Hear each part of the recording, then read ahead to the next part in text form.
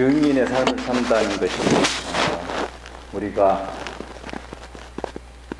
우리의 기발한 그런 어떤 아이디어를 가지고 남을 도와주는 그런 정도의 삶이 아니고, 하나님께서 성부 하나님이 성자 하나님을 보내신 그 그리스도가 우리의 증인의 모델인 것을 이미 말씀을 통해서 생각했습니다. 아버지께서 나를 보내신 것처럼 나도 너희를 보낸다.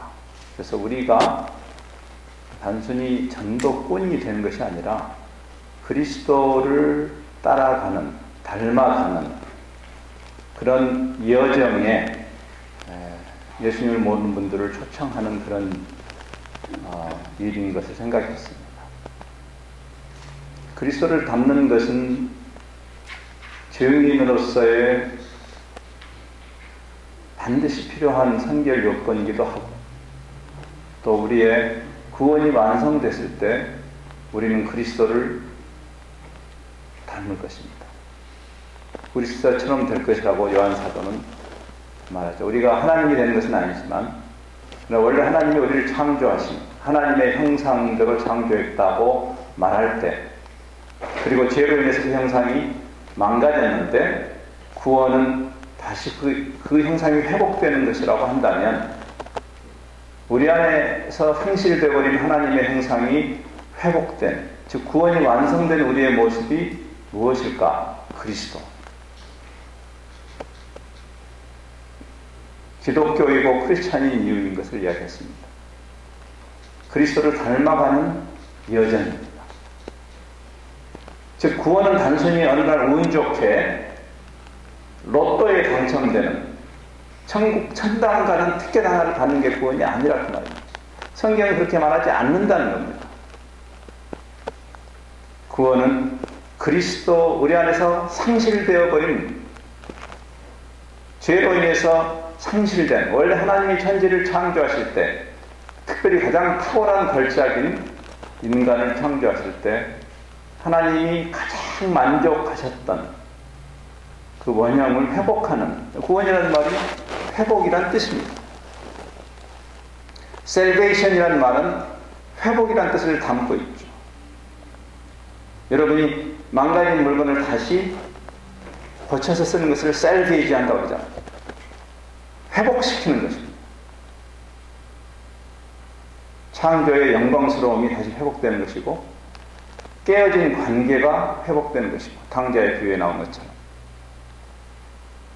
구원은 원래 하나님이 디자인하신, 원래 설계하신 그 영광스러운 상태의 회복이라고 볼 수 있고, 우리 스스로도 그 그리스도를 닮아가는, 그리스도의 장성한 분량을 향해서 닮아가는 여정이고, 남에게 우리가 그 구원에 영향력을 미치는 것도 어떤 종교적인 행위가 아니라 그리스도를 닮아가는 일이고, 오늘 아침에 제가 역사적으로 그래서 그 예수 그리스도를 닮아가는 그러한 퀄리티를 잃어버린 흉측한 바리새적인 종교를 조심해야 하고, 중세 암흑기는 바로 그리스도의 형상이 전혀 보이지 않는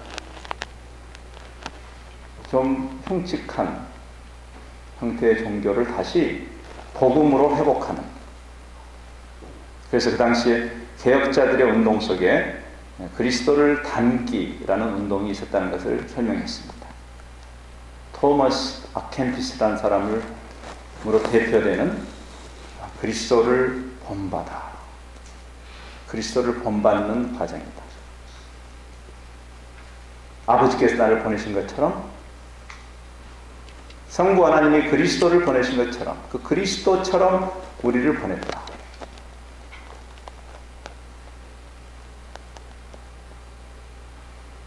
19세기 말에 찰스 쉘던이라는 사람이 그래서 그리스도의 발자취를 쫓아라는 책을 유사한 맥락에 했습니다. 요즘 여러분 자동차의 그 스티커에 많이 나와 있는 표현이 바로 그 사람이 쓴 책의 부제입니다. In his steps. 그리스도의 발자취를 본받아. 그 책의 부제가 What would Jesus do? What would Jesus do? 우리가 전도나 선교라는 이름을 앞세우고조차도 우리는 다시 한번 주님이 전도인이라면 이렇게 했을까? 주님이 이 현장의 선교사라면 이렇게 하셨을까라는 질문을 해야 되는 것이죠. 전도와 선교 이름으로 아무렇게나 해도 정당화되는 그러한 기형적인 종교 운동은 멈춰야 하고,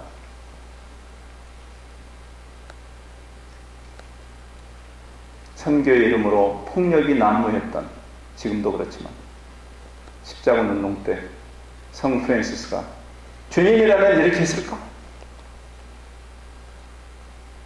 그 살벌했던, 피를 흘리던 그 시대, 그래서 기독교를 향한 증오와 미움이 가득했던 그때 사랑의 힘으로 이슬람의 지도자들, 술탄들을 얻었던 놀라운 성 프란시스의 행적 역시 그가 철저하게 그리스도를 닮아가는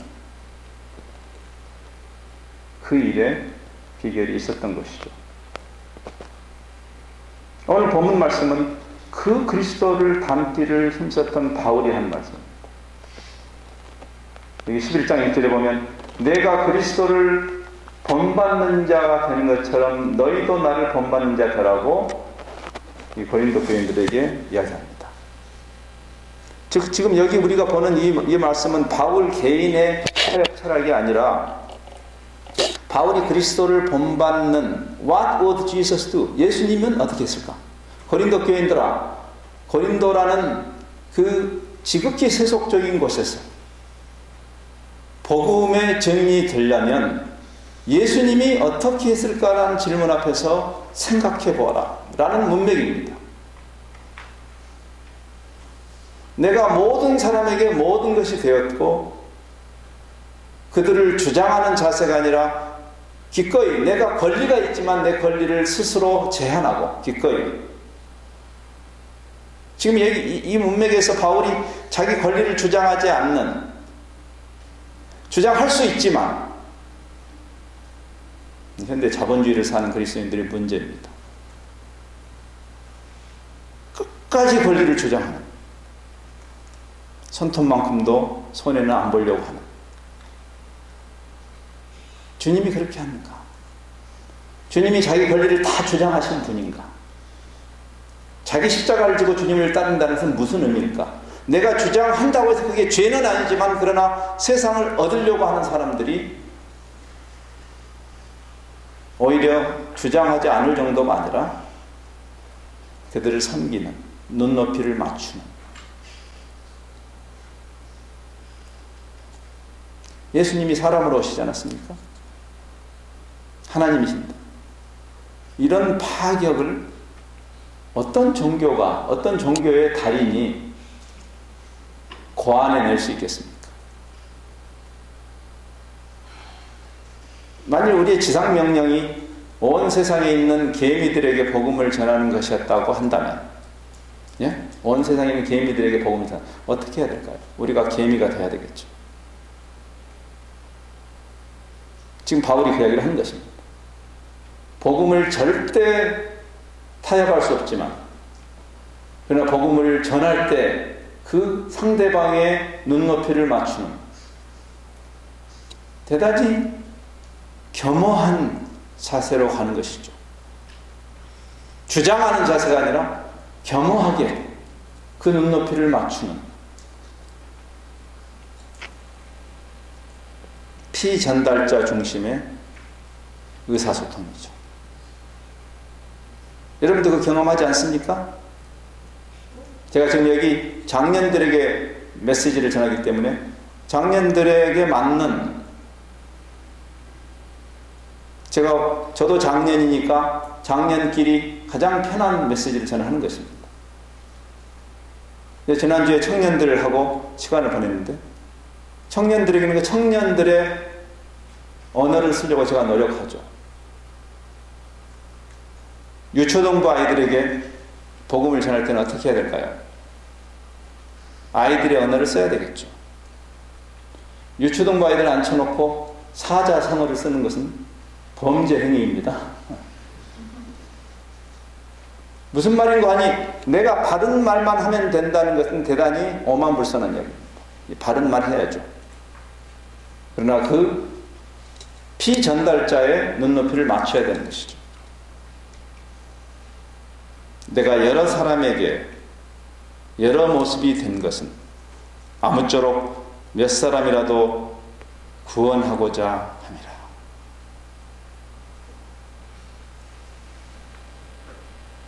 그래서 주님이 다양한 사람에게 다양하게 접근하지 않았던가요? 삭개오에게 접근하실 때 모든 사람에게 멸시당하고 비난받고 왕따 당하던 그 사람, 자기 스스로도 깊은 자격지심에 빠져서 그 누가복음 19장에 나오는 삭개오, 누가복음 19장쯤 되면 예수님이 아주 유명해지셨기 때문에 많은 사람들이 예수님을 자기 집에 모시고 싶어 하던 때, 저같이 아무것도 아닌 사람도 여기 오니까 식사 대접을 서로 하시려고 그래서 제가 굉장히 황송했습니다. 예수님을 서로 모시려고 하는데 언감생심, 이 삭개오가 감히 예수님을 자기 집으로 얼마나 모시고 싶었겠어요. 그거야. 나 꿈도 꿀 수 없는 일. 물리적으로도 가까이 가서 뵐 수 없는 자기의 내가 무슨 자격과 염치로, 그는 먼 발치에서라도 주님을 보고 싶어서 뽕나무 위에 올라가 있던 그 삭개오를 기억하시죠. 예수님이 그 마음을 읽으시죠. 만장하신 여러분 앞에서 삭개오의 손을 들어주시는 예수님, 그 마음을 읽으신 거죠. 삭개오야, 나 오늘 너네 집 갈게. 그게 감동이죠. 그 순간에 삭개오의 그 주님과의 관계에 혁명이 일어나는 것입니다. 그리고 그 주님과의 관계의 혁명은 이웃과의 관계의 혁명은 주님이 아무 말도 안 했어요.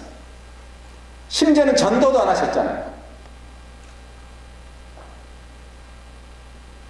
그 주님께서 자기를 만나주시는 데 대한 감동. 우물가의 여인에게는 어떻게 하셨나요? 세상의 기준으로 함부로 대해도 될 만한 여인. 주님이 그 여인의 마음을 읽으시죠.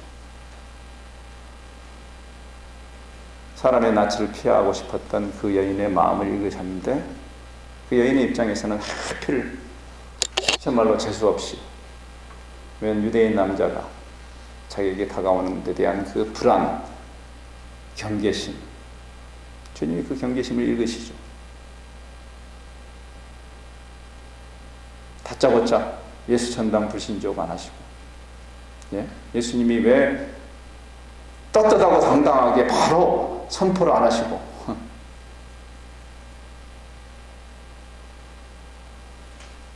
우리가 왜 이렇게 무례한 종교가 됐는지 잘 모르겠어요.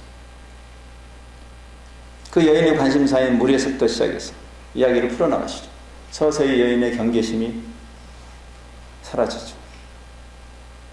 닫혔던 마음이 열리죠. 아십니까? 영혼을 따먹으려고 하지 말고 마음을 얻어야 된다는 것. 아무리 탁월한 상담가가 와도 피상담자와 그 피상담자의 그 마음을 얻지 못하면 아무짝에도 쓸 수 없어요. 래퍼라고 하죠. 래퍼.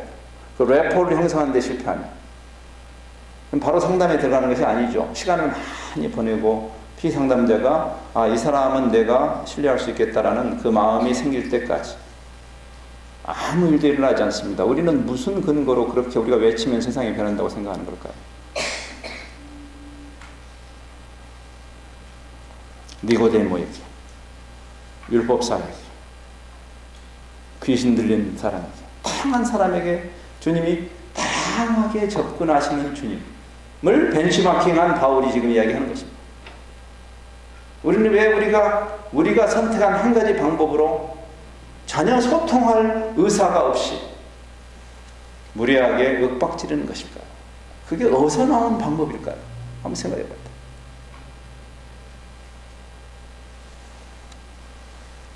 하나님을 잘 알아야 되지만 그래서 사람을 잘 알아야 됩니다. 하나님을 잘 알아야 하고 사람을 잘 알아야 해요.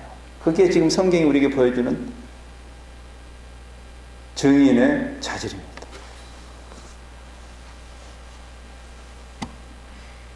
하나님이 우리에게 그리스도를 보내시고 복음을 주신 하나님의 동기는, 하나님의 그 내적인 이유는 사랑이기 때문에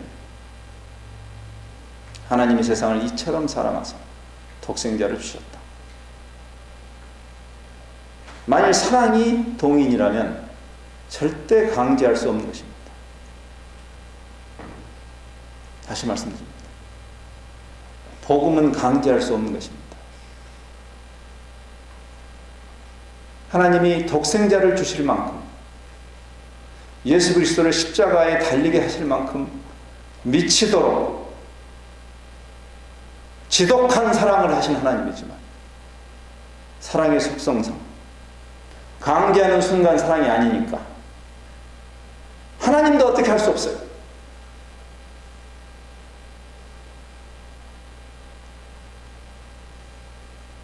한 남자가 어떤 여자에게 사랑에 빠지면 가서 용기를 사랑의 고백을 하고 그 여자가 그 사랑을 스스로 자발적으로 받아야 그 사랑이 성립되는 거 아닙니까? 그렇죠? 용기를 내서 사랑을 고백했는데 당신은 내 타입 아니야 하고 안 받으면 어떻게 되죠? 그냥 짝사랑으로 끝나는 것이죠. 슬프지만. 여러분 그런 경험 있지 않습니까? 저는 있습니다. 어쩔 수 없는 거죠. 사랑이니까. 내 사랑을 빙자해서 집착하고 막 쫓아다니고, 그럼 그건 사랑이 아니죠. 그거는 변태적인 스토킹이죠. 스토킹. 하나님은 우리를 스토킹 하십니까?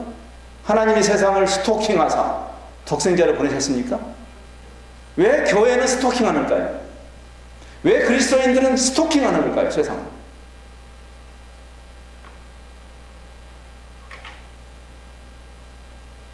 주님이 할 수 있는 일은 한 가지밖에 없습니다. 기다리시는 것입니다. 초청하고 기다리는 것. 벌처에다 내가 문 밖에 서서 두드린다. 재밌는 표현입니다.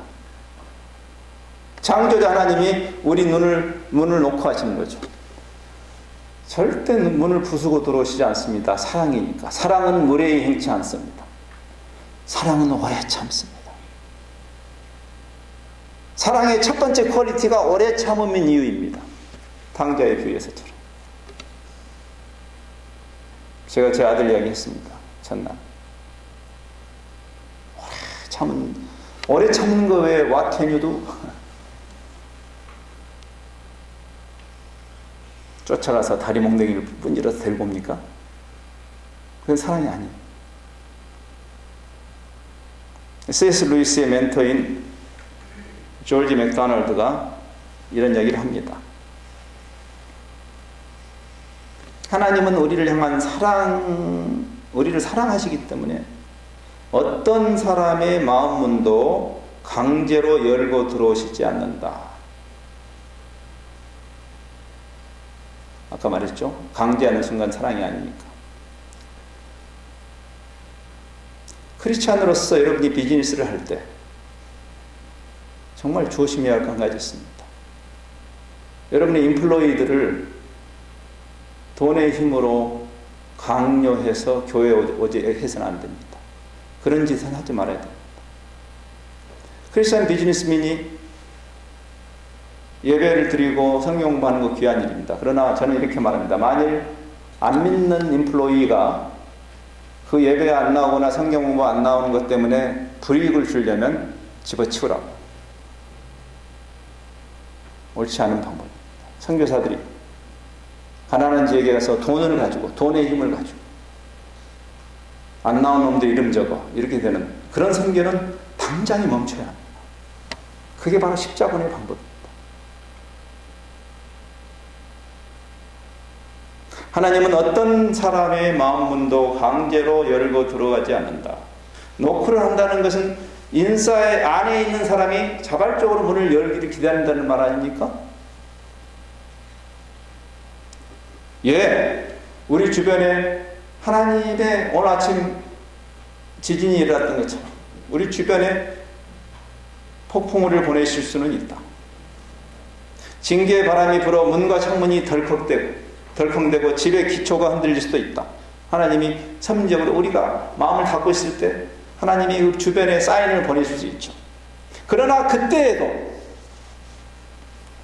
하나님은 집안으로 강제로 비집고 들어가시지는 않는다.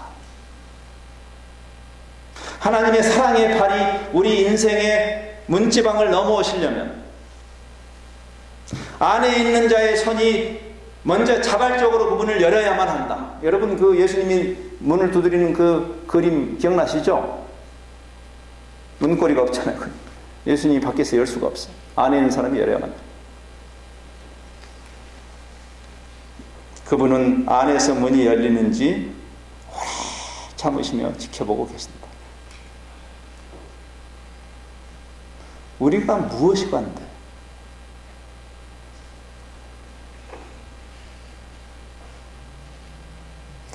탕자가 마지막 순간에 그래도 막다른 길에 갔을 때 자기에게 극약 처방을 할 수 있었겠죠.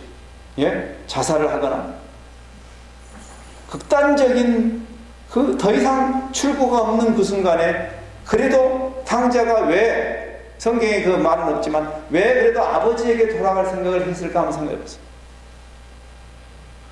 예?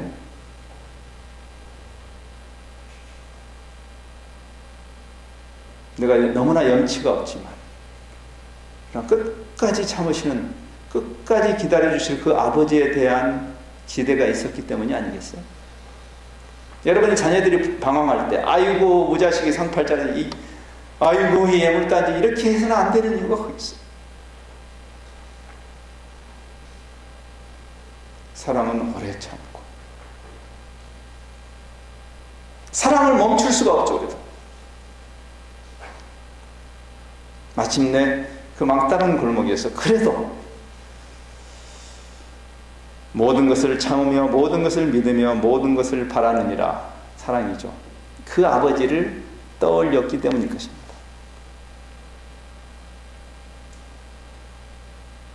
여기 지금 바울은 이렇게 얘기합니다. 유대인에게 복음을 전하려면 유대인을 알아야 된다. 헬라인에게 갈 때는 헬라인을 이해해야 됩니다. 여러분 주변에 하나님께서 어떤 분은 가족 중에 주님을 모르는 분들이 있죠. 친지 중에, 친한 친구들 중에, 지역사회 안에서, 여러분의 일터에서, 캠퍼스에서 하나님이 여러분에게 자연스럽게 붙여주신 여러분이 복음적으로 영향을 미쳐야 할 그 사람을 얼마나 알고 계십니까? 왜? 그 사람 눈높이를 맞추는 것이 커뮤니케이션의 원리니까. 내 방식대로 사랑하면 돼. 이것이 근본적으로 사랑에 대한 멀리에서 시작된 것입니다. 저도 너무 늦게 그걸 알았어요. 옛날에 김정현이라는 사람이 쓴 아버지라는 그 베스트셀러가 있습니다. 제가 그 책을 읽다가 너무 짜증나다 던져버렸습니다. 그 안에 제가 보였고 제 아버지가 보이더라고요. 전형적인 한국의 아버지. 그분이 살아있는 동안에 단 한 번도 그의 아내도 자식들도 아버지가 또는 내 남편이 나를 사랑한다고 느끼지 못하게 살았던 아버지.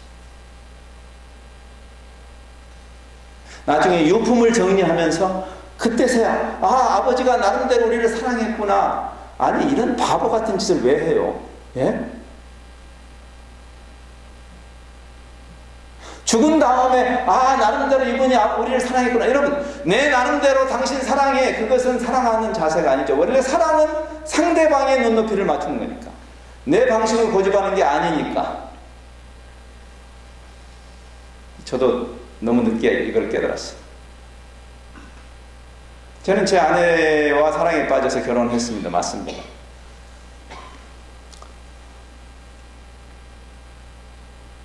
화성에서 온 남자가 금성에서 온 여자하고 결혼했으니 얼마나 힘들어요. 그렇죠? 여러분 다 경험하셨잖아요. 저는 제 방식대로 내 아내를 사랑한다고 생각했어요. 근데 그것이 얼마나 잘못된 접근인가를 오랜 세월이 지난 다음에 알았습니다. 그래도 하나님의 은혜죠. 제가 그걸 알았으니까. 상대방이 감지할 수 있어야 되는 거죠. 저분이 나를 사랑하는구나를 감지할 수 있어야 사랑이 전달되는 거 아닙니까? 저는 우리 아버님이 워낙 실용주의자, 옛날 어른들 다 그랬지 않습니까? 밥 한 톨도 떨어지는 것을 용납하지 않으셨던, 이놈아 땅을 파봐라 쌀이 나오나. 에? 옛날 어르신들 그러셨죠. 어려운 시절을 지냈으니까. 철저한 실용주의자. 제가 지방에서 고등학생까지 지냈다가 처음으로 서울로 대학생이 돼서 갔는데 너무 가족이 그립고 너무나 형제간이 그립고, 그 시대만 해도 전화 한 통 하는 게 어려운 때니까 제가 그 향토 장학금을 잘 아껴가지고 너무 그리워서 그 돈을 아껴서 우체국에 가서 이렇게 돌리던 시절 아닙니까, 옛날에. 예. 목소리라도 듣고 싶었어. 우리 아버지가 너무나 완고한 분이고 워낙 실용주의자니까 마음속으로 기도하면서 아버지가 받지 말아야 되는데, 아버지가 받지 말고 어머니가 받아야 되는데. 근데 불행하게도 아버지가 받으셨어요. 여보시오. 가슴이 덜컹거려. 말을 쳐서는 말이야. 왜 전화했냐? 누가 죽었냐? 무소식이 희소식이지. 전화비 나온다 끊어라. 딸깍. 정말 나는 우리 그런 아버지가 너무 싫었는데, 나는 그렇게 안 살겠다고, 나는 내 아내에게는 그렇게 안 하겠다고 생각하고 저는 결혼했어요. 얼마나 실용주의냐면, 그 당시 옛날에 그 6.25 동란이 끝나고 제 친구들이 대부분 그래서 고아들이에요. 전쟁 고아들이죠. 한국에서 월드 비전이 시작할 때 우리 외조부하고 우리 아버님이 관여를 하셨어요. 밥 피어슨을 저 어렸을 때 많이 보면서 살았습니다. 제가 부모가 있다는 게 늘 미안했어요. 친구들한테. 친구들은 다 부모가 없는데 나는 부모가 있잖아요. 그러니까 이해가 되죠. 그 시대에 뭐 호사를 부릴 수가 어떻게 있어요. 예? 실용적이지 않은 것은 그건 아주 죄악시했죠. 우리 아버님. 어느 정도냐면 우리 큰형이 결혼을 하는데요. 여러분, 결혼을 해서 전세방을 얻었는데, 여러분 결혼 아니라도 남의 집 전세방 들어가면 도배를 합니까 안 합니까? 하죠. 우리 큰형은 신혼방인데 도배를 못했어요. 우리 아버지 때문에. 야, 돈 들여서 왜 그 도배를 해? 물걸레 닦아서 살지. 그렇게 그게 싫었는데 나도 어쩔 수 없는 아버지 아들이더라고요. 우리 집에 오는 사람 중에 제일 얄미운 사람이 화분 들고 오는 사람. 차라리 배추를 한 포기 들고 오지. 제가 그랬어요. 제 아내가 얼마나 숨이 막혔겠어요. 왜? 우리 장인어른은 정반대예요. 참 재밌어요. 우리 장모님은 또 제과예요. 우리 장모님도 실용주의자. 그러니까 우리 아버님, 우리 장인어른은 아주 자상하시고, 이제 아침에 회사 가서 도착하시면 전화. 여보, 나 도착했어.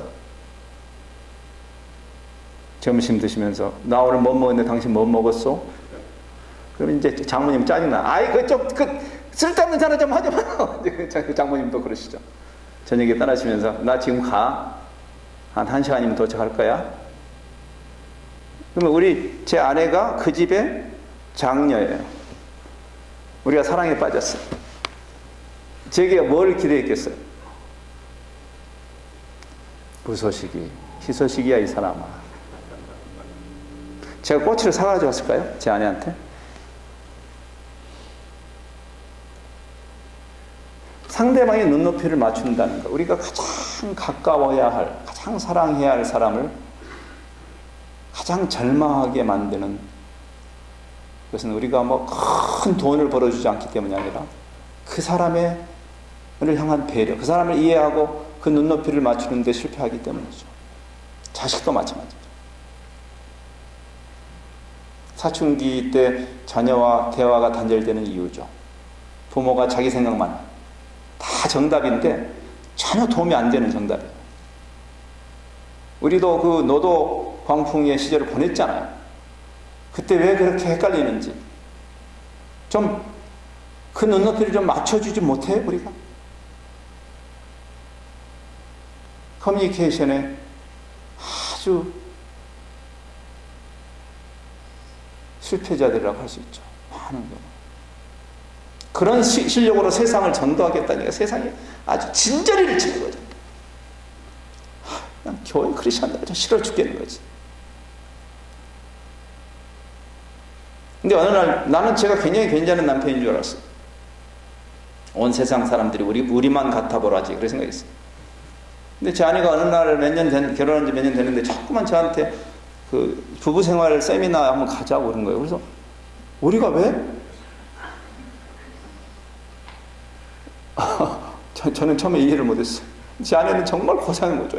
제가 지금도 기억해요. 지금도 너무너무 미안한 제 아내를 지금도 제가 금년에 35주년인데 너무 지금도 미안한 게 뭐냐면 제가 한번 결혼 기념일날 큰맘 먹고 선물을 저는 선물 자체를 아예 산 적이 없었는데 선물을 한번 샀어요. 제 아내가 그냥 막 입이 턱 밑에 걸렸어요. 당신이 선물을 막 그냥 어쩔 줄 몰라요. 뭐 물건을 갖고 싶어서 아니라 아니 이 실용주의 남편이 선물을 사왔으니 짜잔 하고 열었는데 제가 압력밥솥을 사줬어요. 결혼기념 선물. 참 또라이도 이런 또라이겠어요? 그렇게 지금 그때 그 제 아내 얼굴에서 그 핏기가 쫙 빠지는 그 모습을 저는 지금도 평생 잊을 수 없어요. 평생 갚아야 돼요. 저는 그 죄를 제 아내한테 왜 당신 원하던 거 아니야? 이러니까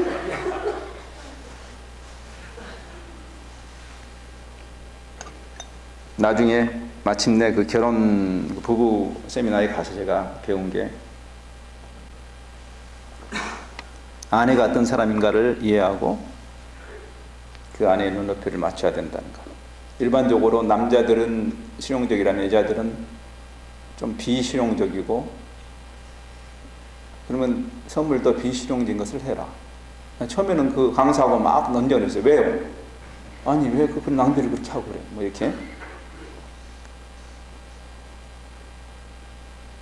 베드로가 이렇게 말하죠. 남편들아 이와 같이 지식을 따라 너희 아내와 함께 살아라. 네 아내가 어떤 사람인지를 알고 사귀라. 제가 그때 굉장히 그래서 감사하게 하나님이 제 마음을 책망을 하셨어요. 가장 가까운 사람에게 가장 큰 상처를 준 사실도 모르고 오랜 세월을 사는 것에 대한 깨달음을 주셨습니다. 게리 채프만이라는 사람이 5개의 사랑 언어라는 재미있는 책을 썼어요. The Five Love Languages. 5개, 더 있을 수 있겠죠. 그러나 이게 상당히 재미있는, 뭐 이게 다 맞다는 얘기보다도 우리가 사람이 저 사람이 나를 사랑하는구나를 느끼는 사랑의 언어가 있다는 거죠. 어떤 사람은 이렇게 인정해주는, 일반적으로 남자들이 그런 거죠. 저도 그래요. 제가 볼 때 내 러브 랭귀지가 아내가 저를 인정해 줄 때 제가 굉장히 그 사랑을 느끼더라고요.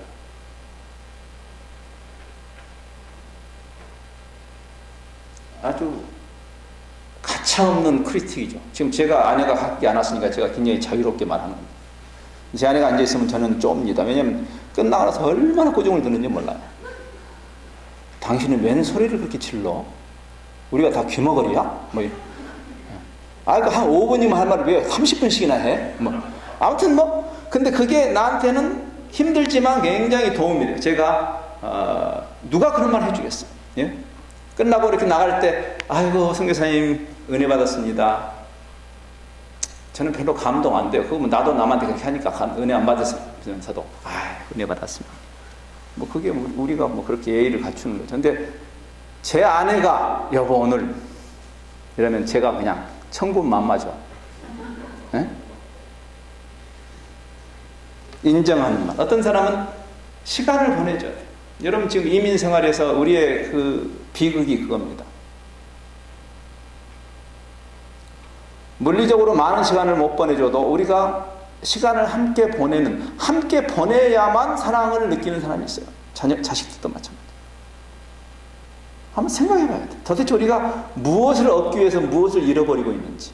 좀 이렇게 손익계산서를 좀 무조건 돈만 벌겠다 이런 생각을 할 것이 아니라 좀 덜 벌더라도 어떻게 우리가 가장 가까운 내 살 중에 살이고 뼈 중에 뼈고 하나님이 내게 주신 눈에 넣어도 아프지 않는 정말 가족으로서 서로 누릴 수 있는 그 시간이 너무 짧지 않습니까? 가장 부모가 필요할 때 한번 생각해 봐야 돼. 우리의 그 삶의 패턴을 좀 다시 한번 들여다봐야 돼. 과연 우리가 무엇을 얻기 위해서 이게 정말 좀 미련한 투자를 하지 말아야 된다고 말이죠. 함께하는 시간. 시간이 길지 못하면 퀄리티 타임을 가지면 되죠. 퀄리티. 꼭 시간이 길어야. 근데 그 아주 농축된 시간을 좀 가져보는. 평생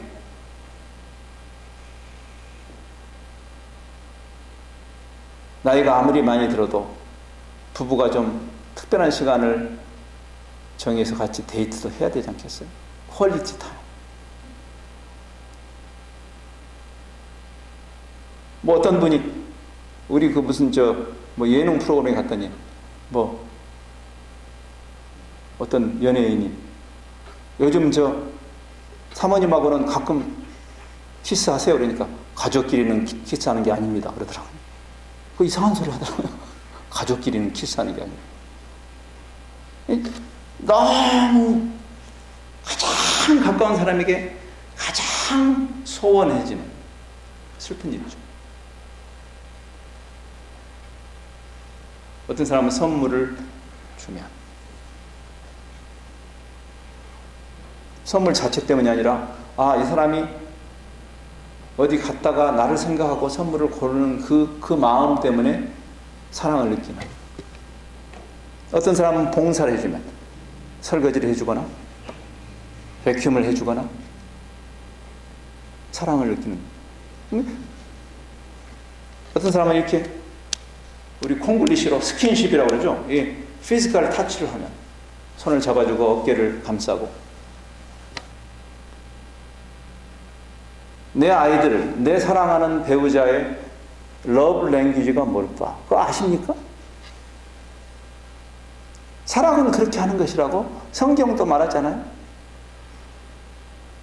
자기 방식을 주장하지 않는 것이라고. 철저하게 그 대상의 눈높이를 맞추는 것이라고. 그래서 오늘 이 본문에 지금 바울이 그 이야기를 하는 것이. 우리가 그냥 우리 방식대로 전도하면 되는 것이 아니고 상대방을 배려하고. 그래서 오만불손한 접근은 불가능한 것이에요. 원래 전도에 있어서. 현상적으로 일어나고 있지만. 자기의 권리를 다 주장하지 않았다고 얘기 말했습니다. 예?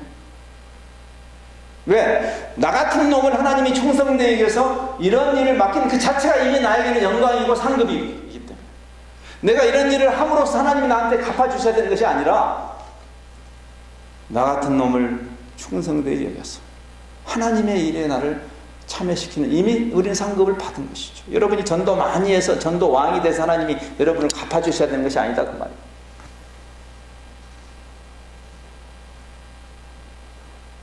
내가 모든 사람에게 종이 되었다.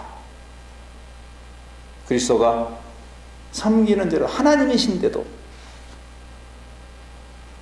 섬기신 이유죠. 사람의 마음을 얻는 일입니다.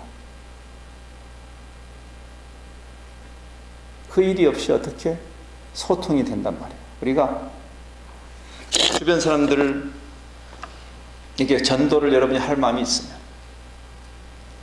그 영혼을 따먹으려고 그러지 말고 그들을 마음을 얻어야 되겠죠. 자꾸 가르치려고 하지 말고 오히려 배우려고 하고 친구가 되는, 이야기를 들어주고, understand 아닙니까? understand. 내가 주장하는 거 그건 별로 영향력이 없죠. 그 사람 밑에서 하는 거예요. understand. 제가 동료 선교사들에게 그런 얘기 합니다. 이슬람 선교를 하든 힌두 선교를 하든 라마 불교권에서 하든 그 사람들의 생각을 깊이 하고 이슬람에 대해서, 힌두에 대해서, 라마 불교에 대해서 깊은 이해를 가지고 접근해야 돼요. 사실 함부로 그들은 나름대로 진지하게 부도의 길을 가는 그 사람들을 조롱하지 말고 존중하고, 아레오바고에서 그 헬라 그 잡신들을 믿는 사람들을 바울이 조롱하지 않고 오히려, 야, 너네들이 참 종교성이 있구나, 범사에. 옳고 그름을 떠나서 그들은 나름대로 진지하게 그 길을 가는 사람들을 우리가 왜 조롱할 수 있는 그런 권한이 누구에게 있단 말이에요. 마하트마 간디가 거의 크리스찬이 될 뻔한 사람, 거의. 결정적으로 만일 인도의 중요한 리더인 간디가 크리스찬이 되었다면 인도 선교가 어떻게 달라졌을까 한번 생각해 보세요. 나는 예수 그리스도는 너무 좋지만 크리스찬들이 너무 싫다 그랬어요. 너무나 예수님을 닮지 않았다, 크리스찬들이. 힌두교의 리더인 자기를, 그리고 힌두교도들을 조롱하는, 기독교가 진리라면 저런 애티튜드를 보이지는 않을 거다. 아마 기독교가 진리가 아닐 것 같다. 그런 결정적으로 거기서 마음이 떠나죠.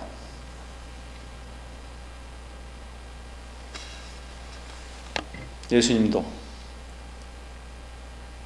그냥 30살로 오셔가지고 바로 가르치고 하신 것이 아니라 어린아이로 오셔서 그 당시에 그 유대의 언어와 문화와 사회 속으로 진입하시고 배우시고 그리고 가르치셨어요. 그래서 제가 그렇게 이야기합니다. 동료 선교사들한테 가르치려고 하지 말고 친구가 되시오.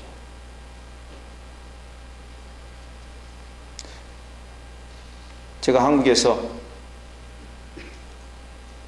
한 신학교에 선교학을 가르치는 그런 한 3년 정도 기간이 있었어요. 제가 국내 사역을 한국 본부에서 대표로 사역할 때 제가 신학도들에게 그런 요구를 했어요. 이번 학기에 이 선교학의 학점을 이수하려면 책도 읽어야 되고 페이퍼도 써야 되지만 실천이 하나 있는데, 보통 선교학 실천 그러면 전도하는 거, 전도까지 안 해도 좋으니까 제가 이런 도전을 했어요. 여러분이 알지 못했던 외국인 최소한 한 사람을 이번 학기에 사귀어라, 친구가 되라 그랬어요.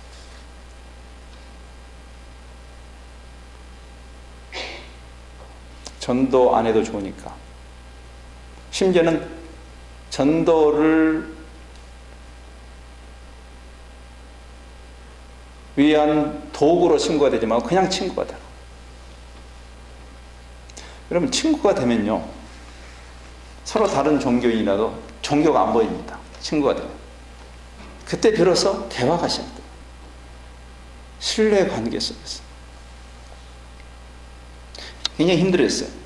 그런 실천 과제를 받아본 적이 없으니까. 한국에도 지금 거의 비공식 통계로는 200만이 가까운 외국인들이 살고 있습니다. 한국에도. 대단한 겁니다. 여러분, 200만이 얼마나 큰 숫자인지 아시잖아요? 북미주, 미국과 캐나다를 합치면 한국의 100배가 넘는 땅인데 그 안에 200만 명이 코리안들이 있으니까 얼마나 가는 데마다 막 발에 밟히는 게 코리안들이죠. 그렇죠? 근데 그 한국의 좁은 남한 땅에 200만 있다는 것은 뭘 의미해요? 친구가 되라. 제가 그 숙제를 준 이유가 있어요. 이미 한국에 와 있는 외국인들이 교회의 천박한 접근에 대해서 이미 눈치를 챘어요. 그 알량한 빵 몇 개 던져주고 우리 영혼을 따먹으려고 하는 그 교회의 천박함에 대해서 이미 아주 진저리를 치고 있어요. 도대체 제가 그렇게 속죄, 이 사람에게 내가 아무리 뜸을 들이고 아무리 노력을 하고 아무리 친구로서 노력을 해도 끝까지 복음을 받지 않을 것이 분명한 사람이라 할지라도 그 사람을 사랑하는 것을 멈추지 않는 그 자세를 가지고 해봐라. 그걸 시도한 사람들은요, 관점이 바뀌었어요.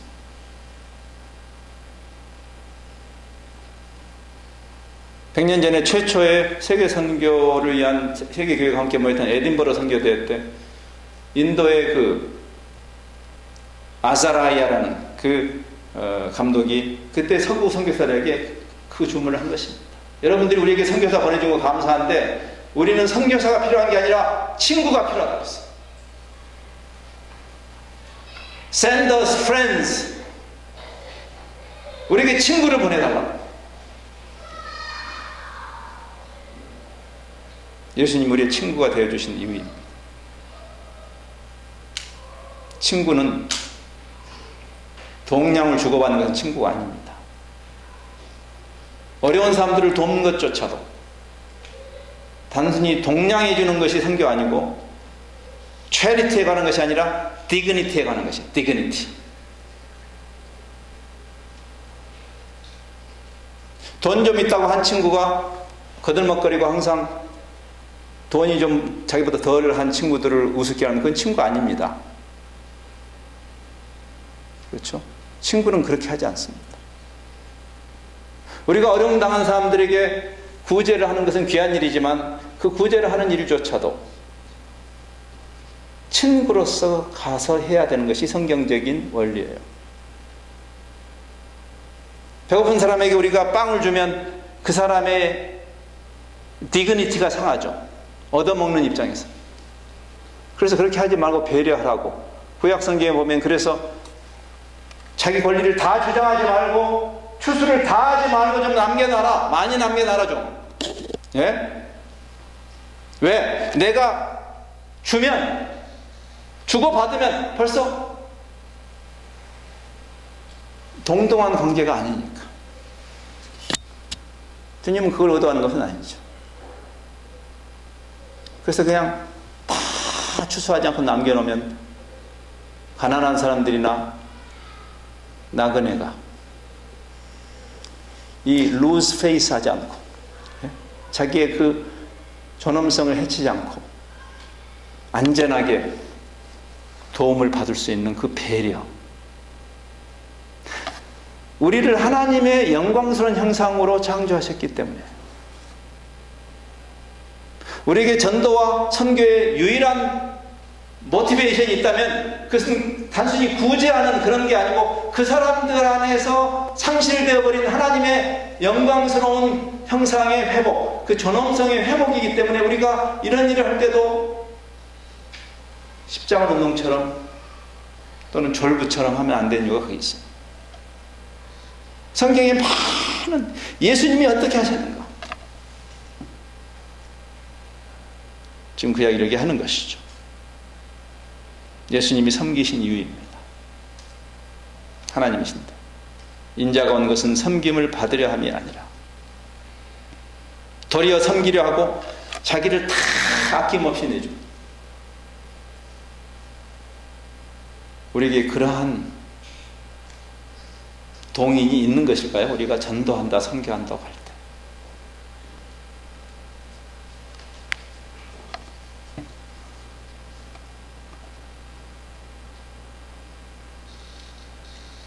저는 여러분이 전혀 알지 못하는 사람에게도 복음을 전해야 되지만 하나님이 여러분에게 자연스럽게 붙여주신 분들이 있을 겁니다. 그거는 강 목사님이 대신할 수 있는 분이 아니죠. 여러분이 감당해야 할 분. 관계 속에서 그분들을 얻어야 할 분들. 그 사람들하고는 아무 무관하게 있다가 총동원 주일날 한번 뛰들고 나가서 소리치는 그런 전도 말고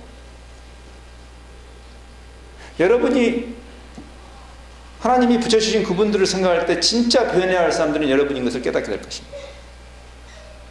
우리가 변하지 않으면 세상이 변하지 않을 것입니다. 어떻게 변해야 될까요? 주님께서 어떻게 하셨는가? 바울은 그 예수님의 모델을 어떻게 따라가고 있는가? 제가 말씀을 마치면서 한 케이스를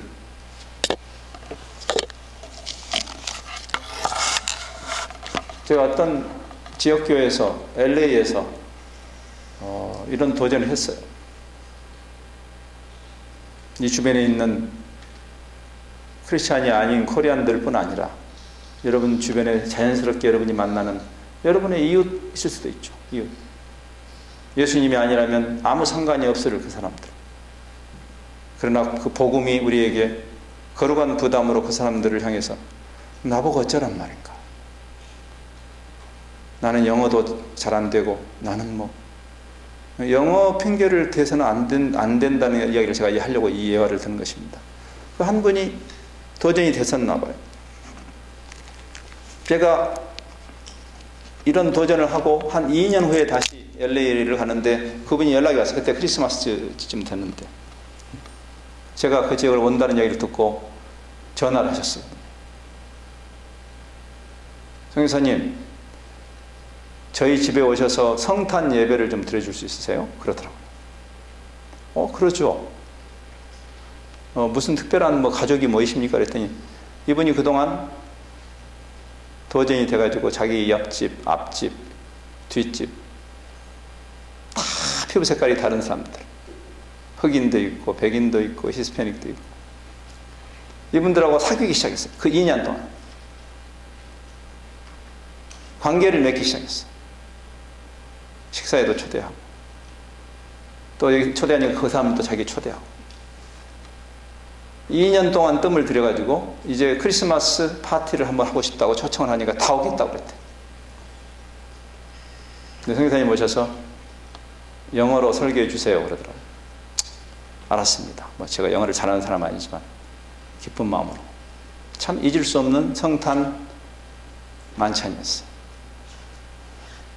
근데 이 집사님이 남편도 아내도 참 미국에 오신 지 그렇게 오래된 분들인데 그 당시 20년 넘었는데 정말 20년 넘어도 이렇게 영어가 안 될 수도 있구나를 깨닫게 된 분들이 어떻게 저렇게 저것도 은사다 할 정도로 정말 영어가 안 되시는데 어떻게 손짓발짓을 하시는지 모르고 이제 이분들이 사회를 보는데요 정말 재밌었어요. 이제 아이들은 영어를 하니까 딸한테 써달라고 했어요. 이 순서지를 써가지고 자기가 할 말까지 다 써가지고 읽는 거예요. 영어 핑계 대지 말라는 얘기 지금 하는 거죠, 제가. 그분들이 그 영어로 사귄 거예요. 이분들 다 그동안.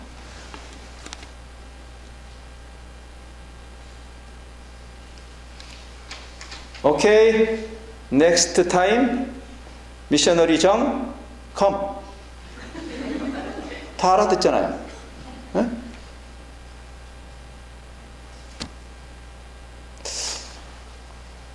여러분에게 저 5대양 6대주로 가라고 하는 것이 아니라 하나님이 여러분을 이미 이 지역사회로 보내셨다는 사실을 생각합니다. 그리고 가만히 생각해보면 내가 복음적인 영향을 미칠 수 있는 위치에 있는 사람들이 우리 삶의 정황 속에서 있잖아요. 그 사람들을 내가 얼만큼 이해하는 것일까? 그 사람의 마음이 어떻게 열릴 수 있을까? 껍질도 까지 않고 먹으려고 하지 말고 좀 시간을 두고 관계를 맺고 친구가 되고 그런 게 얼마나 파워풀한지 몰라요, 사실.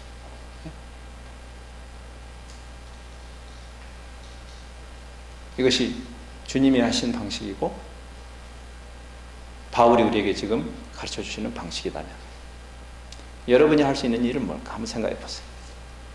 주님이 여러분에게 어마어마한 영웅적인 일을 하라고 하시는 것 아닙니다. 그러나 우리 같은 사람에게 이런 기회를 주시고 주님이 하신 방식대로 우리도 잠시 이 세상 살면서 그러한 일에 동참하도록 축복의 통로가 되는 눈높이를 맞추는 섬김의 삶을 살아가시는 여러분 되시기 바랍니다. 기도하죠. 하나님,